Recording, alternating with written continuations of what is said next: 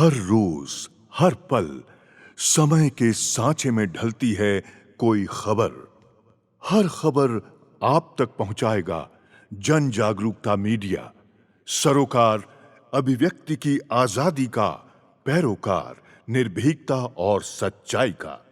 संसद का शीतकालीन सत्र 25 नवंबर से शुरू हो रहा है, जो 20 दिसंबर तक चल सकता है। सत्र शुरू होने से पहले ही कांग्रेस को सवाल उठाने के लिए एक बड़ा मुद्दा मिल गया है। गौतम अडानी का मामला ऐसे वक्त में तूल पकड़ रहा है जब संसद का शीतकालीन सत्र प्रस्तावित है। संसद के शीतकालीन सत्र में अडानी से जुड़े नए मुद्दे को लेकर बहस छिड़ने के पूरे आसार नजर आ रहे हैं। इस मुद्दे पर कांग्रेस के साथ साथ विपक्ष के कई और दल एकजुट नजर आ रहे हैं। उद्योगपति गौतम अडानी पर अमेरिका में निवेशकों के साथ धोखाधड़ी का आरोप लगा है। अडानी पर आरोप है कि उन्होंने भारतीय उपमहाद्वीप में सोलर एनर्जी कॉन्ट्रैक्ट और फंडिंग हासिल करने के लिए बड़े पैमाने पर रिश्वत दी और यह बात उन्होंने अमेरिकी निवेशकों से छिपाई। इस रिपोर्ट के सामने आने के बाद भारत में राजनीति तेज हो गई है। एक सवाल के जवाब में राहुल गांधी ने कहा कि इंडिया गठबंधन जल्द ही इस मुद्दे पर एक दिखेगा। पिछली बार जब संसद में अडानी से जुड़ा मुद्दा उठा था तो विपक्ष के अधिकांश दल कांग्रेस के साथ आए थे। लोकसभा में नेता विपक्ष राहुल गांधी ने अडानी के खिलाफ लगे आरोपों को लेकर उनकी गिरफ्तारी की मांग की। राहुल गांधी ने दावा किया कि गौतम अडानी की गिरफ्तारी नहीं होगी क्योंकि प्रधानमंत्री नरेंद्र मोदी इनके साथ मिले हुए हैं। उन्होंने आरोप लगाया कि प्रधानमंत्री मोदी अडानी को संरक्षण दे रहे हैं और अडानी के साथ अपराध में संलिप्त हैं। मामले की जांच होने पर आखिर में प्रधानमंत्री का नाम सामने आएगा। उन्होंने कहा कि संसद के शीतकालीन सत्र में विपक्ष जेपीसी के गठन के लिए मांग जारी रखेगा। मेरी जिम्मेदारी है एज एलओपी इस मुद्दे को उठाना। प्रधानमंत्री जी 100% इस व्यक्ति की प्रोटेक्शन कर रहे हैं और इस व्यक्ति ने हिंदुस्तान के एसेट्स लिए हैं, भ्रष्टाचार करके एसेट्स लिए हैं। ये व्यक्ति बीजेपी को पूरा समर्थन करते हैं, पूरा सपोर्ट देते हैं। ये एस्टैब्लिश चीज़ें हैं। हम दोहराते जाएंगे। जेपीसी की मांग हमारी है, बट हम चाहते हैं कि अडानी जी को एकदम अरेस्ट किया जाए और हम जानते हैं और हम देश को दिखाना चाहते हैं कि अडानी जी की अरेस्ट नहीं होगी और इसलिए नहीं होगी क्योंकि हिंदुस्तान के प्रधानमंत्री अडानी जी के पीछे खड़े हुए हैं और उनके प्रोटेक्टर हैं।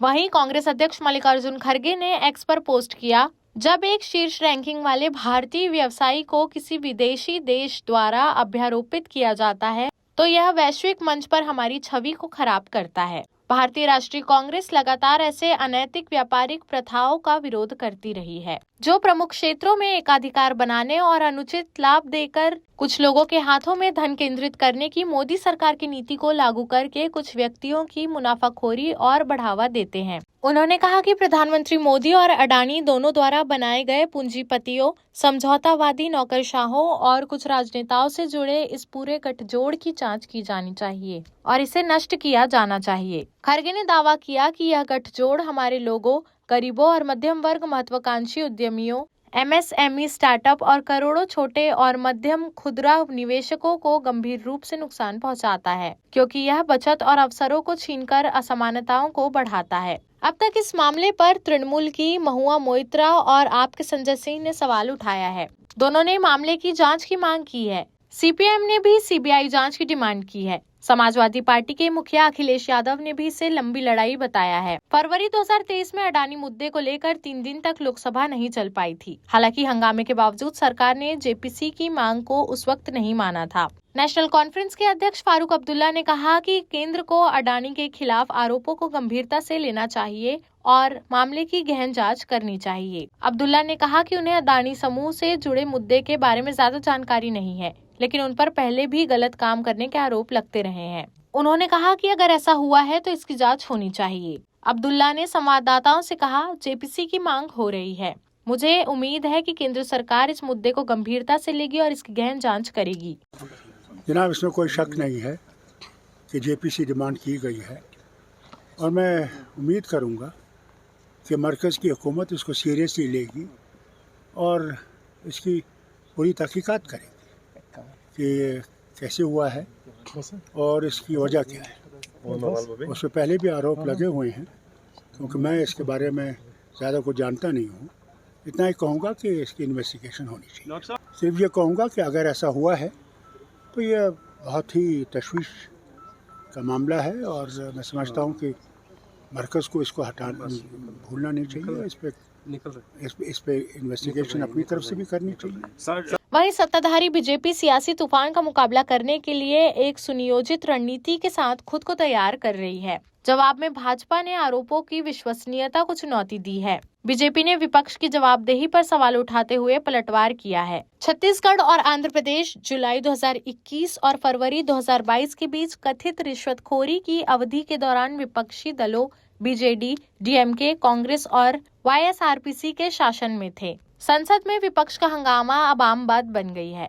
मॉनसून सत्र में भी विपक्ष ने सदन में जोरदार हंगामा किया। विपक्ष कभी मणिपुर को लेकर तो कभी अडानी को लेकर हंगामा करता रहा है। वहीं संसद सत्र से ठीक पहले अडानी पर लगे आरोप को भी विपक्ष सरकार के खिलाफ आड़े हाथ लेगा। पीएम मोदी ने कहा था कि हर संसद सत्र से पहले विपक्ष माहौल बनाता है। उन्होंने मॉनसून सत्र से पहले कहा था कि भारत को एक जिम्मेदार विपक्ष की जरूरत है। लोग नारे नहीं, बहस चाहते हैं, परिश्रम चाहते हैं, नाटक और संसद में अशांति नहीं।